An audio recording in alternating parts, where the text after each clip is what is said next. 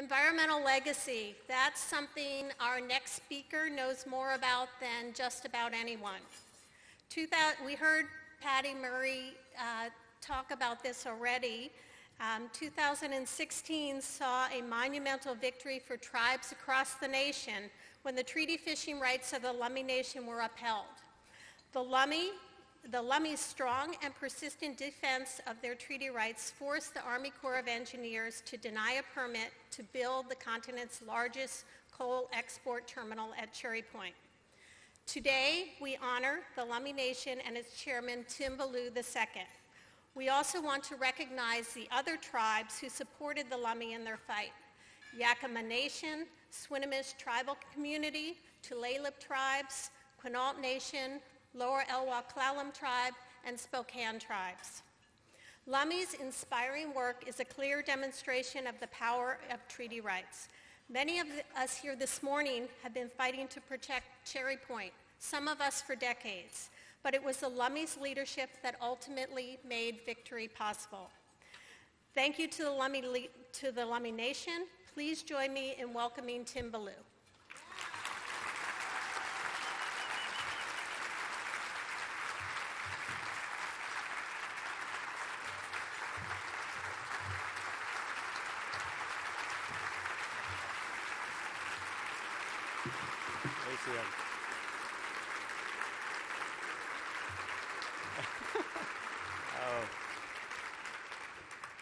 Thank you, Joan, for those kind words. Thank you all for the applause. I got to admit, as a tribal chairman, you don't get much applause. And to be honest, Senator Murray and Joan took a lot of my talking points. So I think I'll go off script right away and I'll go against the advice from my staff, my wife, my family. In a room like this, I've always wanted to pitch this joke, and I think it's going to be, you'll like it. I think it's going to be funny. It's hug an Indian, save a tree. For those of you who aren't laughing, you'll get it after the speech. I'd like to thank the Washington Conservation voters for their acknowledgement, and I'd like to thank each and every one of you for your hard work and dedication to preserving our community.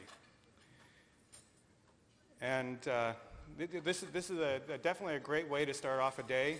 A close second to this is, what I prefer is in the early morning to walk on the beach below my house with the water right there, the San Juans in the distance, and every once in a while a fish finning in the water.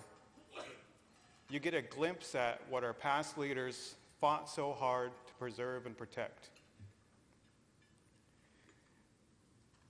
And since the beginning of time, the Lummi people have relied on these waters of the Salish Sea to feed our families. Our cedar canoes travel across waters teeming with crab, fish, and shellfish. With our lines, traps, and reef nets, we caught enough to feed the entire community.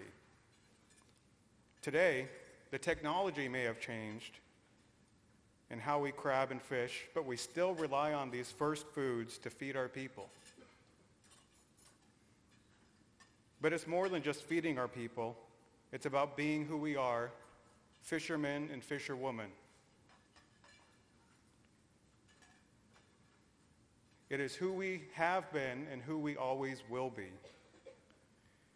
That's why our past leaders fought so hard to protect. They gave life, blood, and lands to preserve our Stalangan, or our way of life. And tribes across the country have always held tightly to lands, waters, and resources that were promised to them by the treaties.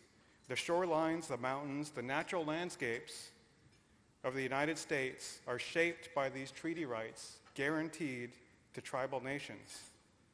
In 1855, our Lummi ancestors, our Lummi leaders, understood that to preserve our way of life forever, they had to fight for the Point Elliott Treaty, to include provisions that would sustain a community. Even with these treaties, though, we have still had to fight for our rights. We had to fight for our future, and for centuries, the U.S. has taken what it wanted from Indian nations: lands, lives, children, you name it, we've lost it.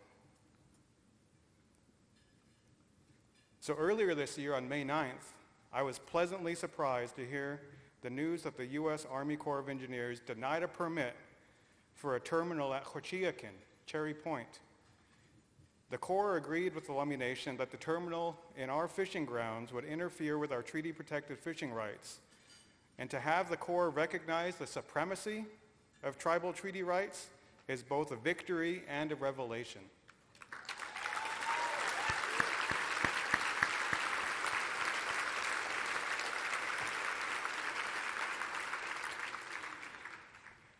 Now, this victory isn't just for Lummi, and it was much more than just our win. I know people across the state and country celebrated with us. There were so many allies, so many friends, and many of you are here in this room. And many of you were integral to the fight that led to the win. So many elected officials, organizations stood with Lummi, your groups, your leaders. We may have differed on the agendas or initiatives. Some of you were fighting big coal companies. Many were opposed to fossil fuels. But we all wanted to protect the future for our children. And we're very grateful that so many stood with Lummi in defense of our treaty rights. Many of you tweeted, Facebooked, snapped, and sent emails to your leaders, your supporters, urging them to reach out to the Corps and tell them to do what was right, to uphold Lummi's treaty rights. You were invested in the future of our lands and waters, and your support for the treaty led to a victory that benefits all of us, tribal members as well as non-tribal members. As we face an uncertain future on our planet, governments must work with tribes to honor our treaties. A treaty win in May shows what is possible when tribes and allies unite behind the idea that we are stronger when the United States respects treaties it made with tribal nations.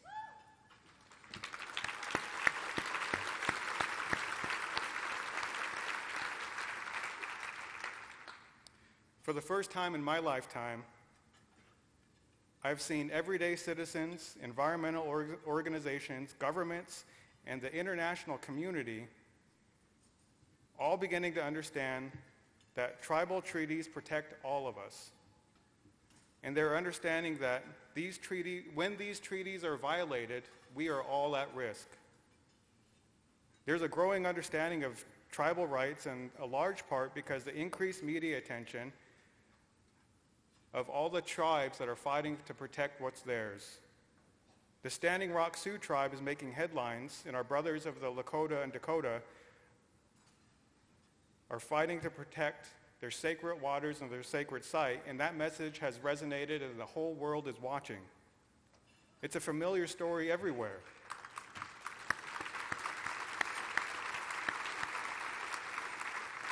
As already mentioned, the Yakima Nation is fighting to protect its usual and accustomed fishing grounds from upstream pollution in Portland Harbor. The Quinault Indian Nation is working to prevent coal trains from passing through its territory.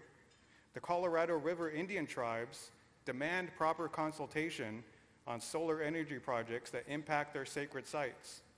We in Indian country are fighting these battles because if we sit on the sidelines, we could see an end of our lives.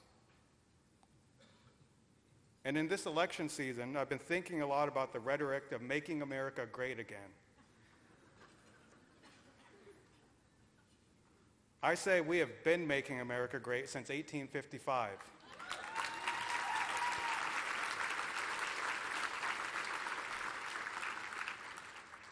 Not only Indians and tribal nations, but the people just like you in this room are committed to keeping America great. Indian people have invested in sustaining our lands and waters for long after we've passed. Tribes have always had a role in making America great, defending our treaty rights, protecting the land and water that we all rely on. I think we need to make America native again.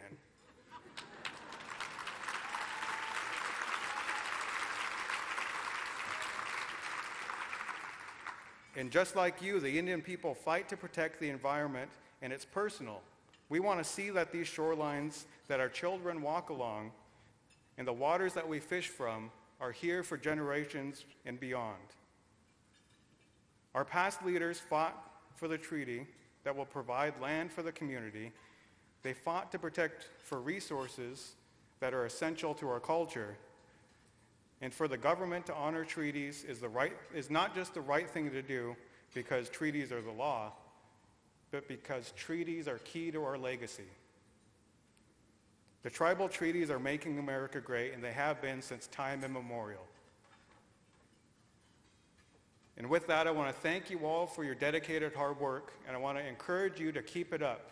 Keep up the fight because we need your help, and we need you so that we can pass this world on to our children. And remember, hug an Indian, save a tree. ACM.